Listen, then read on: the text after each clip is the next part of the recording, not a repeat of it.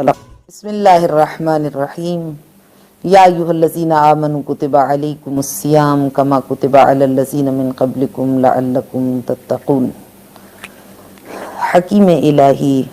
عالم ربانی، معلم اخلاق انسانی، مجموعہ فضائل نفسانی، غواص دریائے معرفت الہی، سعادت بشر کے امین و نقیب، حبیب الہ العالمین کے حبیب، منبر سلونی کے خطیب، صاحب نہج البلاغہ، علی بن ابی طالب شجرہ طیبہ کا وہ ثمر ہیں جو پوری کائنات میں بے مثل و بے مثال ہے۔ آقا خود نہج البلاغہ میں اپنا تعارف کراتے ہیں، وقد علمتم موضعی من رسول اللہ صلی اللہ علیہ وآلہ بالقرابۃ القریبہ والمنزلۃ الخصیصہ وضعنی فی حجرہ وانا ولد یضمنی الی صدرہ ویکنفنی فی فراشہ یمزنی جسدہ ویشمنی عرفہ وکان یمغز الشیء ثم یلقمنی وَلَقَدْ قَرَنَ اللَّهُ بِهِ صلی اللہ علیہ وآلہ من لدن ان کان فطیما اعظم ملک من ملائکتہ یسلک بہ طریق المکارم ومحاسن اخلاق العالم لیلہ ونہارہ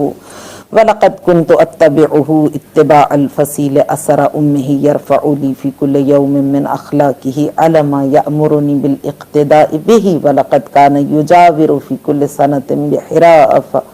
فأراه ولا يراه غيري ولم يجمع بيت واحد يومئذ في الإسلام غير رسول الله وخديجة وأنا ثالثهما أرى نور الوحي والرسالة وأشم ريح النبوة ولقد سمعت رنة الشيطان حين نزل الوحي عليه فقلت يا رسول الله ما هذه الرنة فقال هذا الشيطان قد عيس عن عبادتي يا علي إنك تسمع ما أسمع وترى ما أرى۔ مولا نے نہج البلاغہ میں اپنی شخصیت کا تعارف کرایا اور بارگاہ رسالت میں جو ان کی منزلت تھی، جو مقام تھا، اس کو بیان کیا۔ وَقَدْ عَلِمْتُم مَوْضِعِ مِن رسول اللہ صلی اللہ علیہ وآلہ بالقرابۃ القریبہ والمنزلۃ الخصیصہ۔ بے شک تم جانتے ہو کہ میرا بارگاہ رسالت میں مقام کیا تھا، میری منزلت کیا تھی، اور پھر اس کو بیان کرتے ہوئے فرماتے ہیں انا ولدن، میں ایک چھوٹا سا شیر خوار بچہ تھا۔ سرکار رسالت مآب صلی اللہ علیہ وآلہ وسلم مجھے اپنے ساتھ لپٹاتے تھے، مجھے رسالت کی خوشبو سونگھاتے تھے، مجھے اپنے دامان رسالت کی ہوا دیتے تھے۔ یکنفنی فی فراشہ، مجھے اپنے بستر میں جگہ دیتے تھے۔ یمزنی صدرہ، وہ مجھے اپنے سینے سے لپٹاتے تھے۔ اور کان یمغز الشیء ثم یلقمنی، وہ لقمے کو منہ میں چباتے تھے اور پھر لعاب رسالت میں حل ہو کر غذا میرا جزو بدن بنتی تھی۔ کان یمغز الشیء ثم یلقمنی ما وجد لی کذبۃ فی قول ولا خطلۃ فی فعل ولقد قرن اللہ بہ صلی اللہ علیہ وآلہ من لدن ان کان فطیما اعظم ملک من ملائکتہ یسلک بہ طریق المکارم ومحاسن اخلاق العالم لیلہ ونہارہ۔ فرماتے ہیں کہ آقا کی ذات ایسی پاکیزہ ذات تھی کہ شب و روز حصار ملائکہ میں رہتی تھی، قدسی، نوری، ملکوتی، ہر وقت آقا نامدار سرکار رسالت مآب صلی اللہ علیہ وآلہ وسلم کو اپنے حصار میں لیے رہتے تھے۔ اور اس ماحول میں پیغمبر گرامی اسلام نے میرے کردار کو معیار رسالت پر پرکھا، اپنی عصمت کے معیار پر پرکھا۔ ما وجد لی کذبۃ فی قول ولا خطلۃ فی فعل، نہ میرے قول میں، میری گفتار میں کوئی غلطی دیکھی اور نہ میرے فعل میں کسی خطا و اشتباہ کی ارتکاب کا مشاہدہ کیا۔ مجھے اپنے معیار عصمت پر جانچا، پرکھا اور میں اس معیار پر پورا اترا۔ اور پھر وَلَقَدْ كُنْتُ أَتَّبِعُهُ اتِّبَاعَ الْفَصِيلِ أَثَرَ أُمِّهِ۔ وجہ کیا تھی؟ وجہ یہ تھی کہ میں حضور کی پیروی ایسے کرتا تھا جیسے اونٹنی کا بچہ اپنی ماں کے پیچھے پیچھے رہتا ہے۔ وَلَقَدْ كُنْتُ أَتَّبِعُهُ اتِّبَاعَ الْفَصِيلِ أَثَرَ أُمِّهِ يَرْفَعُ لِي فِي كُلِّ يَوْمٍ مِّنْ أَخْلَاقِهِ عَلَمًا وَيَأْمُرُنِي بِالْاقْتِدَاءِ بِهِ آقا ہر روز میرے لیے اخلاقی رسالت کے نئے نئے پرچم بلند کرتے تھے اور مجھے ان کی اقتداء کا حکم دیتے تھے. وَلَقَدْ كَانَ يُجَاوِرُ فِي كُلِّ سَنَةٍ بِحِرَاءَ فَأَرَاهُ وَلَا يَرَاهُ غَيْرِي. ہر سال جا کے غار حرا میں پناہ گزین ہوتے تھے اور وہاں پہ عبادت الہی بجا لاتے تھے. فَأَرَاهُ صرف میری نگاہ ان کے جمال جہاں آرا کا مشاہدہ کر سکتی تھی اور میرے سوا کوئی ان کو نہیں دیکھ سکتا تھا. وَلَمْ يَجْمَعْ بَيْتٌ وَاحِدٌ يَوْمَئِذٍ فِي الْإِسْلَامِ غَيْرَ رَسُولِ اللَّهِ وَخَدِيجَةَ أَنَا ثَالِثُهُمَا أَرَى نُورَ الْوَحْيِ وَالرِّسَالَةِ وَأَشُمُّ رِيحَ النُّبُوَّةِ. اسلام کی چھت کے نیچے صرف ہم 3 افراد تھے. ایک رسول گرامی اسلام صلی اللہ علیہ وآلہ وسلم کی ذات اقدس تھی، ایک جناب خدیجۃ الکبریٰ تھیں جنہوں نے سب سے پہلے تصدیق رسالت کا شرف حاصل کیا. وَأَنَا ثَالِثُهُمَا اور میں تیسرا تھا. أَرَى نُورَ الْوَحْيِ وَالرِّسَالَةِ وَأَشُمُّ رِيحَ النُّبُوَّةِ. میں انوار رسالت کی شعاؤں کا مشاہدہ کرتا تھا اور رسالت کی خوشبو سونگھتا تھا. وَلَقَدْ سَمِعْتُ رَنَّةَ الشَّيْطَانِ حِينَ نَزَلَ الْوَحْيُ عَلَيْهِ. اور میں نے پہلی بار جب آغاز وحی الہی، پہلی وحی الہی کا نزول ہوا، آغاز وحی الہی پہ میں نے شیطان کی فریاد کو سنا، شیطان کی چیخ سنی. لقد سمعت رنۃ الشیطان فقلت یا رسول اللہ ما هذه الرنہ. میں نے سوال کیا یا رسول اللہ یہ چیخ کیسی ہے؟ تو قال رسول اللہ صلی اللہ علیہ وآلہ وسلم یا علی هذا الشیطان قد عیس عن عبادت. آج شیطان کی مایوسی کا دن ہے، وحی الہی کا نزول ہو چکا ہے، شیطان مایوس ہو گیا ہے، یہ شیطان کی چیخ ہے. اور اس کے بعد آقا کے لبان مبارک پر ایک لطیف سا تبسم آ گیا اور مسکراتے ہوئے فرمایا یا علی انک تسمع ما اسمع وترى ما ارى. علی تو وہی سنتا ہے جو میں سنتا ہوں، وترى ما ارى تو وہی دیکھتا ہے جو میں دیکھتا ہوں. تو علی ابن ابی طالب کی سرکار رسالت مآب صلی اللہ علیہ وآلہ وسلم کے ساتھ قرابت کا یہ عالم تھا کہ احادیث میں تمام مکاتب فکر اسلامی نے متفقہ طور پر یہ تحریر کیا ہے کہ جب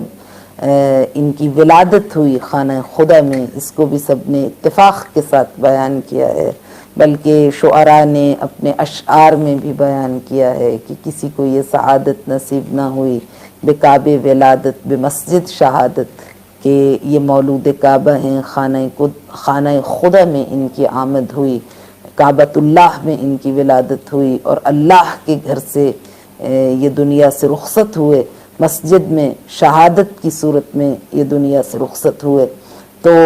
جب ولادت ہوئی تو تمام علماء نے اس بات کو متفقہ طور پہ تحریر کیا ہے کہ 3 روز کے تھے. تو جب خانہ خدا کا دروازہ کھلا، اس نے الہی سے وہ دروازہ جو پہلے نہیں کھلتا تھا، اور سرکار رسالت مآب صلی اللہ علیہ وآلہ وسلم جب تشریف لے کے گئے تو اعجاز رسالت سے وہ دروازہ کھلا. اور اس کے بعد جب فاطمہ بنت اسد اس مولود مسعود کو اپنے ہاتھوں پہ اٹھائے ہوئے باہر آئیں تو انہوں نے عرض کیا کہ یا رسول اللہ اس بچے نے ابھی تک آنکھیں نہیں کھولیں. تو جیسے ہی پیغمبر اکرم صلی اللہ علیہ وآلہ وسلم آگے بڑھے اور آپ کے لب تکلم ریز ہوئے، آپ کے لبان مبارک میں جنبش ہوئی تو علی ابن ابی طالب کی آنکھیں کھلی اور پہلی نگاہ چہرہ رسالت پر ڈالی اور سلام کیا. تو اس کے بعد روایات میں ہے کہ حضور اس بچے کو گھر میں لے کے آئے اور اسی دن سے جناب فاطمہ بنت اسد سے کہا کہ اجعل مہدہ عند فراشی، اس بچے کا گہوارہ میرے بستر کے قریب رکھ دیجئے. تو گہوارے کو حضور کے بستر کے قریب رکھ دیا. اور یہ وہ بچہ ہے جس نے اپنی ماں کا دودھ نہیں پیا بلکہ خدا نے اس کی غذا لعاب رسالت کی صورت میں قرار دی. حضور اپنی زبان رسالت چساتے تھے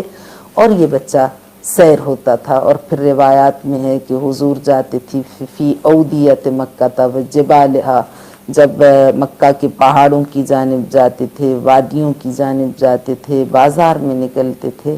تو یہ بچہ ان کی گود میں ہوتا تھا. نومولود بچہ ایک لمحے بھر کے لیے بھی اس مولود کو اپنے سے جدا نہیں کرتے تھے. اور یوناغی ہے عند نومہ، جب یہ بچہ سوتا تھا تو حضور اس کا جھولا جھولاتے تھے اور اس کو لوری سناتے تھے اور لوری بھی ایسی سناتے تھے کہ جو بعد میں علی ابن ابی طالب کو مقامات حاصل ہوئے کہ یہ بچہ میرا وصی ہے، یہ میرا جانشین ہے، یہ خلیفہ ہوگا مسلمانوں کا، یہ فاتح ہوگا، یہ میرے لواء الحمد کا حامل ہوگا، یہ میرا علمدار لشکر ہوگا، اس طرح کی لوری سناتے تھے۔ یہ تمام مکاتب فکر اسلامی نے بیان کیا۔ تو اس طرح سے اس بچے کی نشو و نما ہوئی، اس ماحول میں اس بچے کی پرورش ہوئی، تو اس کے بارے میں کیا ذکر کیا جائے یا اس کے فضائل کو بیان کیا جائے، جس کا بچپنا آغوش رسالت میں گزرے، جس کے لڑکپن کے مشاغل نصرت رسول سے آراستہ ہوں، اس کے فضائل کیسے بیان ہوں جس کا بچپنا آغوش رسالت میں بسر ہو، لڑکپن کے مشاغل نصرت رسول سے آراستہ ہوں۔ سوئے تو وَمِنَ النَّاسِ مَن يَشْرِي نَفْسَهُ ابْتِغَاءَ مَرْضَاتِ اللَّهِ کا تمغہ سینے پر سجا کے اٹھے، میدان کی جانب بڑھے تو پیغمبر گرامی اسلام کی زبان وحی ترجمان سے برز الایمان کلہ الی الکفر کلہ کا اعلان ہو، میدان کارزار میں اترے تو ما بین ارض و سما سردار ملائکہ جبریل سخن تراز ہو، لا فتح الا علی لا سیف الا ذوالفقار، قلم اٹھائے تو انا فتحنا لکا فتحا مبینا، اسلام کو فتح مبین عطا کرے۔ یہ مولود واقعاً مبارک ہے اور اس نے اسلام کو اتنے بڑے بڑے فتوحات عطا کیے۔ علامہ ڈاکٹر محمد اقبال نے جب علی ابن ابی طالب کو خراج تحسین پیش کیا، مولانا روم نے خراج تحسین پیش کیا، کائنات انسانیت کی بڑی بڑی دانشور شخصیات نے بارگاہ علوی میں حاضر ہو کر کمال محبت کے ساتھ آپ کی بارگاہ میں خراج تحسین پیش کیا۔ جارج جوڈیک نے جو ایک عیسائی ریسرچر ہے اور عیسائیوں کا ہیڈ ہے، اس نے کتاب لکھی الامام العلی صوت العدالت الانسانیہ، علی ابن ابی طالب وائس آف ہیومن جسٹس کے نام سے وہ کتاب انگلش میں اس کی ٹرانسلیشن ہوئی، فارسی میں ہوئی، عربی میں اس نے یہ کتاب لکھی تھی، اردو میں اس کی ٹرانسلیشن ہوئی، دنیا کی بہت سی زبانوں میں۔ اس نے مولا کائنات کے جو فضائل تحریر کیے اس میں اس نے لکھا کہ قد قتل فی محرابہ لشدت عدلہ، یہ وہ مسلمانوں کا امام ہے جو اپنی شدت عدالت کی وجہ سے محراب عبادت میں شہید کیا گیا۔ اور اس نے کہا علی عادل نہیں تھے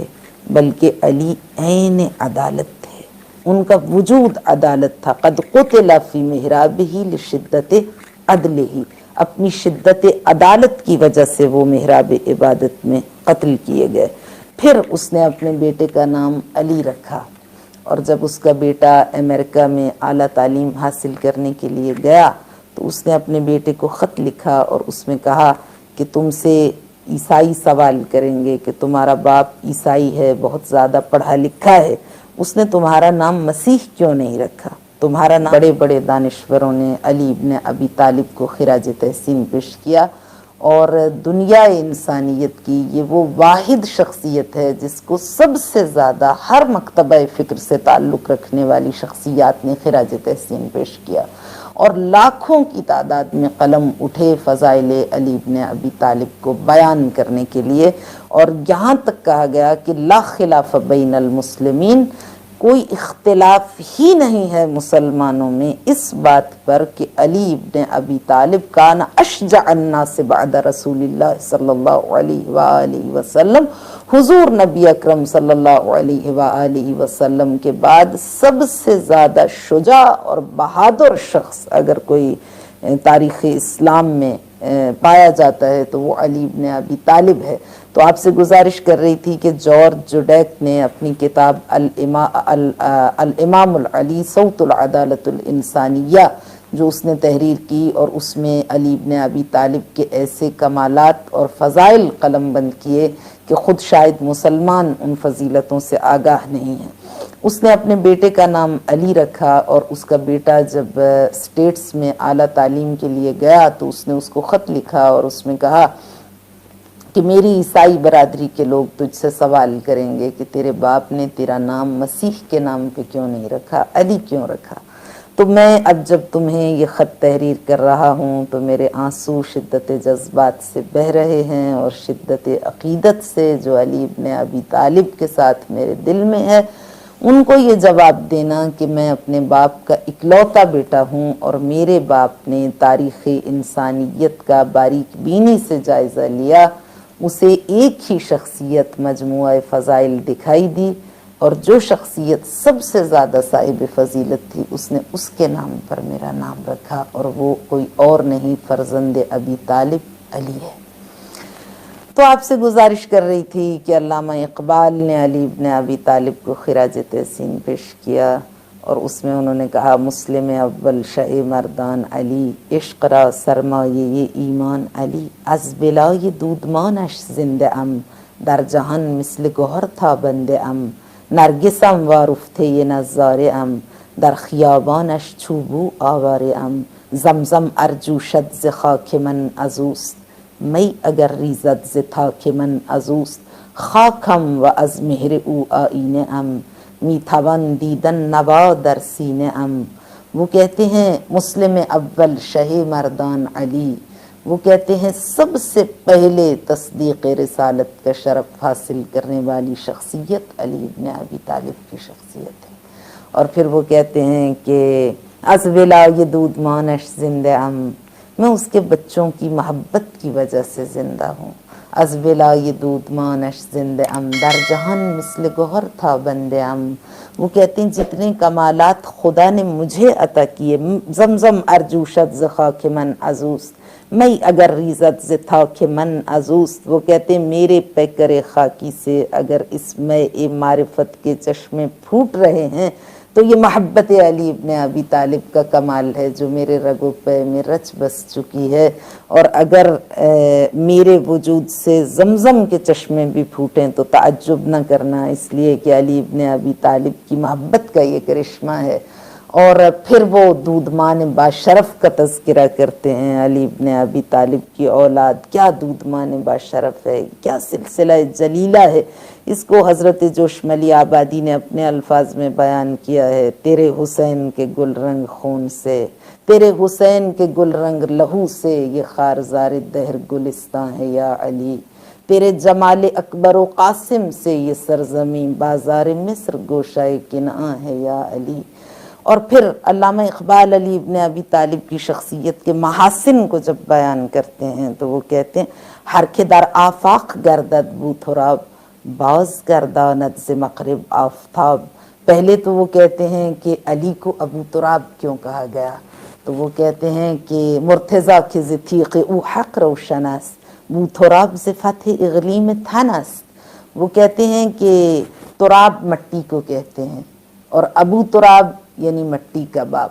تو علامہ اقبال قوم کو سمجھاتے ہوئے فرماتے ہیں کہ انسان مٹی سے ہے اس کا وجود،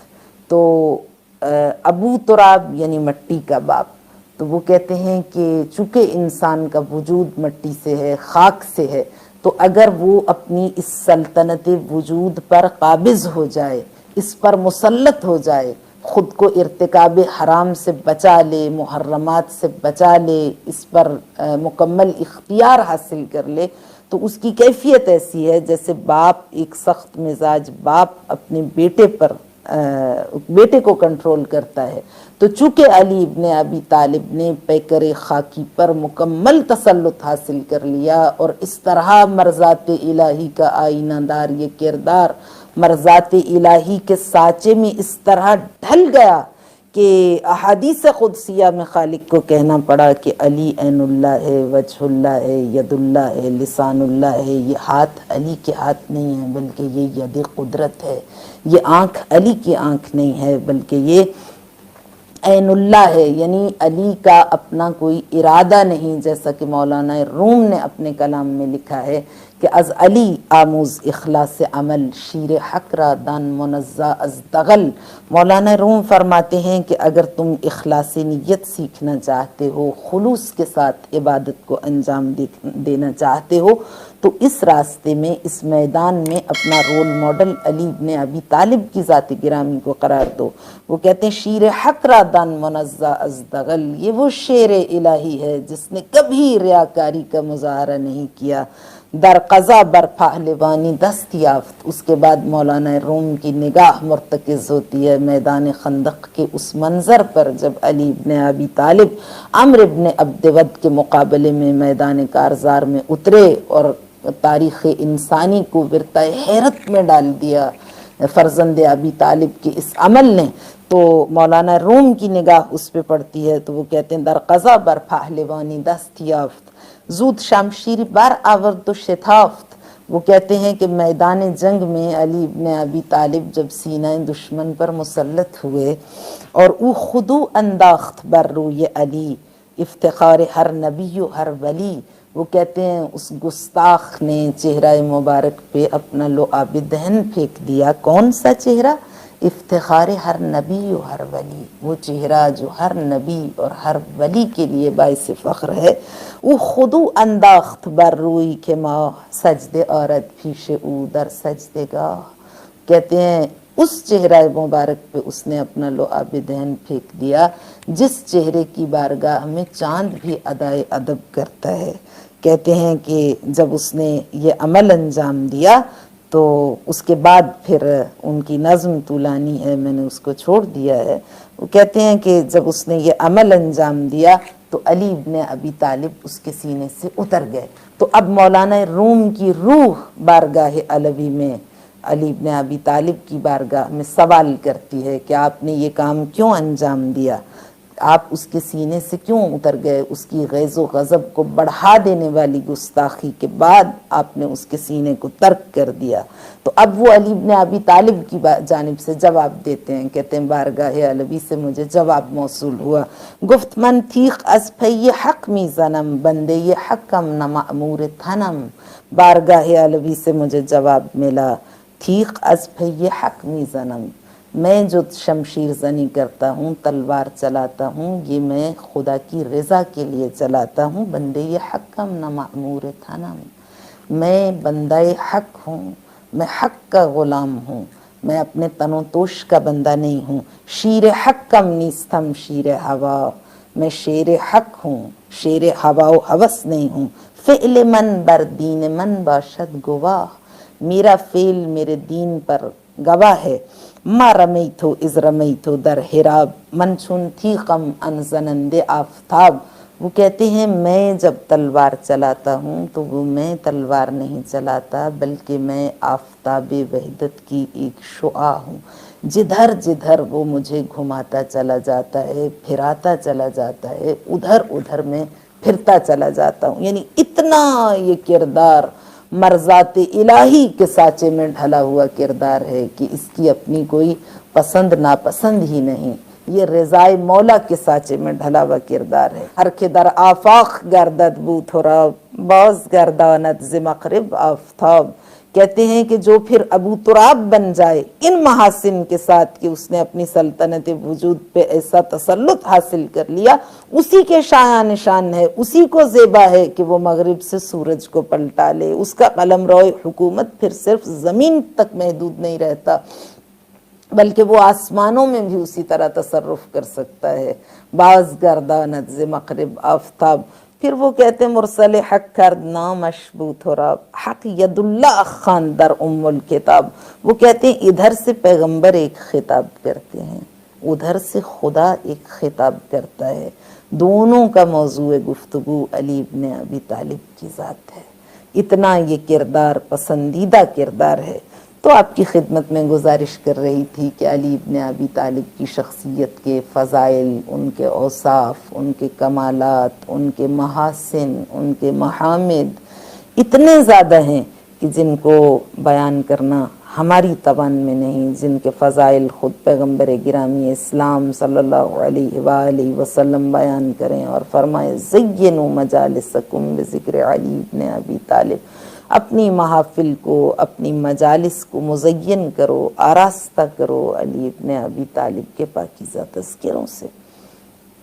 اور اس کے علاوہ بے شمار روایات ہیں جو آقا کی فضیلت کو بیان کرتی ہیں. جب آپ کی شہادت ہوئی تو امیر شام کے دربار میں جب شہادت کی خبر پہنچی تو امیر شام نے ایک شخص سے کہا کہ مجھے علی ابن ابی طالب کے بارے میں بتاؤ. تو وہ بیان کرنے لگا کان باللہ شدید القوا. اس نے کہا کہ علی ابن ابی طالب بہت مضبوط قوا کے حامل تھے. اور پھر اس نے جب فضائل بیان کرنا شروع کیے تو مولا کائنات کا وہ جملہ نہج البلاغہ میں ینحدر عن السیل ولا یرقى الی الطیر، میں علم کا وہ کوہ بلند ہوں جس کے کوہ سارے وجود سے حکمت و دانش کے چشمے پھوٹتے ہیں. ینحدر عن السیل ولا یرقى الی الطیر، میں علم کا وہ کوہ بلند ہوں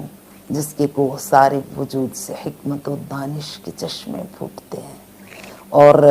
نہج البلاغہ کے جب ہم خطبات کا مطالعہ کرتے ہیں تو ویسے تو پورا ہی نہج البلاغہ علی ابن ابی طالب کا کلام جب وہ بولیں تو فصاحت و بلاغت کی نہج تراشیں، یہ مقام ہے علی ابن ابی طالب کا. لیکن نہج البلاغہ میں کچھ ایسے خطبے ہیں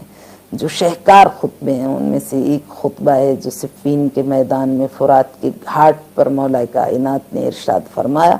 اور فی البدی وہ خطاب ہے آقا کا، چند ایک مختصر سے جملوں پر مشتمل ہے، لیکن کائنات انسانیت کے بڑے بڑے ادیب دانشور ورثہ حیرت میں ہیں، انگشت بدنداں ہیں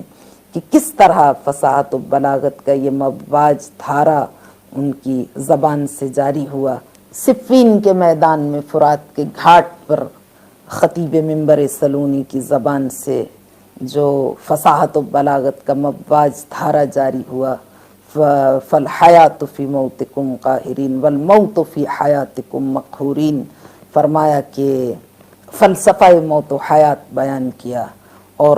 جب ہم ان کلمات کو دیکھتے ہیں تو پتہ چلتا ہے کہ علی ابن ابی طالب صرف اس وقت کے لوگوں سے مخاطب نہیں ہیں بلکہ قیامت تک آنے والی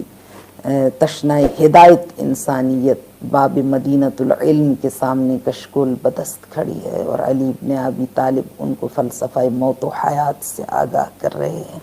دریائے فصاحت تموج میں ہے، موج نطق امامت معانی کے گور اچھال رہی ہے اور تشنۂ ہدایت انسانیت کے دامن میں ڈال رہی ہے. کوہ سارے علم و حکمت کے وجود سے، کوہ سارے علم و حکمت کے پہلوؤں سے فصاحت و بلاغت کا آبشار سرازیر ہو کر ایک مواج دھارا قیامت تک آنے والی پیاسی عقلوں کی سیرابی و شادکامی کا سامان فراہم کر رہا ہے. اور آقا ارشاد فرماتے ہیں والموت فی حیاتکم مقہورین والحیات فی موتکم قاہرین، عزت کے ساتھ سر بلند ہو کر آبرومند ہو کر موت کو گلے لگا لینا زندگی ہے،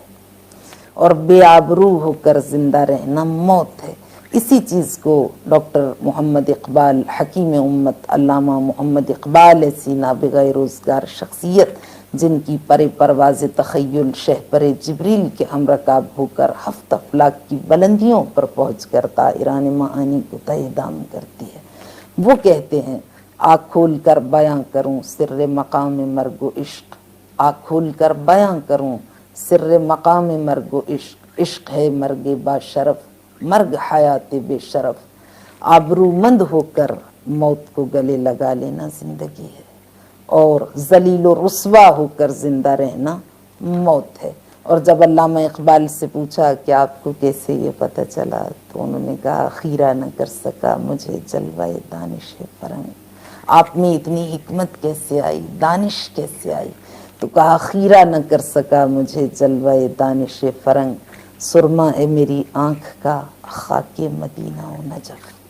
تو ناظرین کرام، ہماری گفتگو کا سلسلہ جاری رہے گا اور ہم علی ابن ابی طالب علیہ السلام کے اس مشہور